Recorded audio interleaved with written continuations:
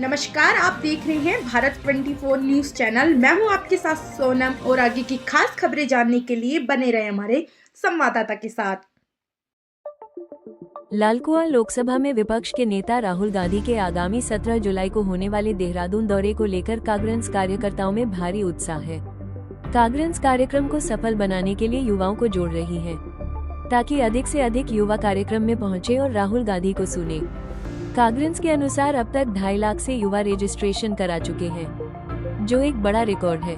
इसी को लेकर आज उत्तराखंड किसान कांग्रेस के प्रदेश महासचिव हेमवती नंदन दुर्गापाल ने प्रेस वार्ता कर बताया कि आगामी 17 जुलाई को देहरादून के परेड ग्राउंड में छात्रों की गूंज कार्यक्रम रखा गया है, जिसमें 20,000 से अधिक छात्र छात्राओं को लोकसभा में विपक्ष के नेता राहुल गांधी संबोधित करेंगे।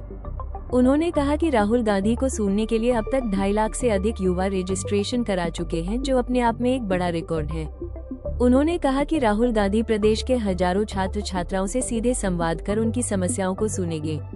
उन्होंने कहा कि कार्यक्रम की तैयारियों को लेकर कार्यकर्ताओं में जोश चरम पर है।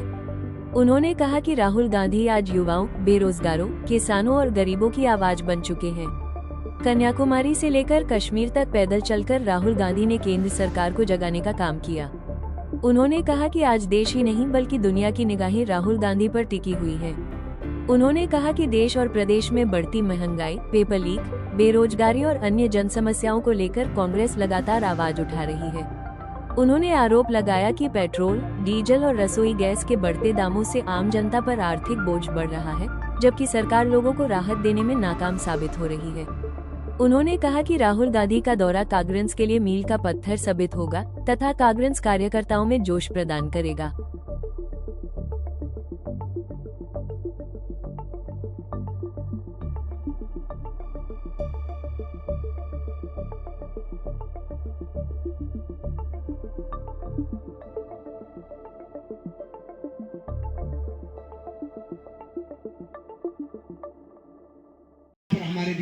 देखिए, इस प्रदेश के मुख्यमंत्री कुछ भी कह लें, लेकिन हमारा नेता राहुल गांधी जी जो 3,500 किलोमीटर पैदल चल सकते हैं कन्याकुमारी से श्रीनगर तक, उसको अगर प्रदेश का मुखिया इस तरह की घटिया बात कह के उनको संबोधित करे तो उनसे और उम्मीद करी नहीं जा सकती है, क्योंकि हमेशा उन लोगों ने ऐसी ही राजनीति करी। उन लोगों ने कभी भी किसी का सम्मान करना नहीं सीखा और वो एक विद्वान, राहुल गांधी जी एक विद्वान है और आजकल युवाओं के बीच में शुरू से ही वो, क्योंकि एक पढ़ा लिखा इंसान जिसकी डिग्री सार्वजनिक है, इनके नेता की डिग्री सार्वजनिक नहीं है, जगह जगह से छिपा रहे हैं, सूचना के अधिकार में आप मांग नहीं सकते, लेकिन हमारा नेता डिग्री सार्वजनिक करके वो स्वदेश क्या विदेशों में उनके लेक्चर होते हैं, लोग उनको पढ़ते हैं, लोग उनको सुनते हैं और भारत का युवा उनको अपनी उम्मीद, भविष्य की उम्मीद के रूप में देख रहा है कि किस तरीके से वो हम लोगों को दिशा दे और देश की दशा को बदले। वो तो स्वाभाविक रूप से, देखिए, सच कुछ देर के लिए जरूर परेशान हो सकता है लेकिन पराजित नहीं हो सकता। तो हमारे राहुल गांधी जी सच बोलते हैं और सच कुछ समय के लिए लोग उसको परेशान जरूर कर सकते हैं असत्य के माध्यम से और दुनिया भर के कुप्रचार के माध्यम से, लेकिन वो परेशान होने वाले व्यक्तित्व तो नहीं है। वो सच्चाई की लड़ाई लड़ रहे हैं, युवा की लड़ाई लड़ रहे हैं, मजदूर की लड़ाई लड़ रहे हैं और भारत के आम जनमानस की लड़ाई लड़ रहे हैं। और ये जो 2.5 लाख रजिस्ट्रेशन उनके 17 तारीख के लिए प्रोग्राम के लिए हुए हैं, वो उस व्यक्ति की लोकप्रियता को दर्शाता है कि लोग उनको सुनने के लिए, युवा शक्ति उनको सुनने के लिए, उनके विचारों को सुनने के लिए, उनके विजन को सुनने के लिए कितनी आतुर है, ये उस बात को दर्शाता है।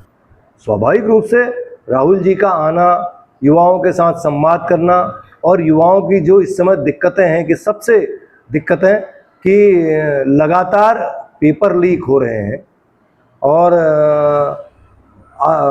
पेपर लीक के माध्यम से जो युवाओं को अपना भविष्य अंधकार में लग रहा है, तो वो कहीं ना कहीं राहुल जी को उम्मीद के रूप में देख रहे हैं और वो चाहते हैं कि भविष्य में भविष्य के नेता राहुल जी जो व्यवस्थाओं को सुधारें, उनका फोकस जो है युवाओं की तरफ है, क्योंकि युवाओं का भविष्य ठीक हो गया तो देश का भविष्य ठीक हो जाएगा। वो चाहते हैं कि मैं युवाओं से संवाद करूं, उनकी परेशानियों को जानूं।